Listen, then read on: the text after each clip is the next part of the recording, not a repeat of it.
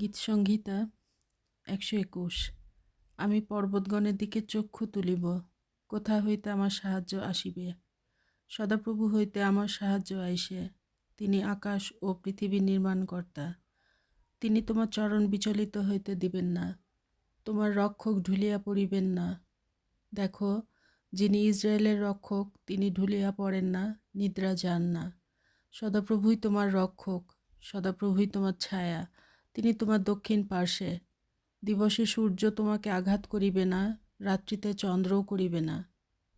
সদাপ্রভু তোমার সমস্ত অমঙ্গল হইতে রক্ষা করিবেন, তিনি তোমার প্রাণ রক্ষা করিবেন। সদাপ্রভু তোমার বাহিরে যাওয়া ও তোমার ভিতরে আসা রক্ষা করিবেন, এখন অবধি চিরকাল পর্যন্ত।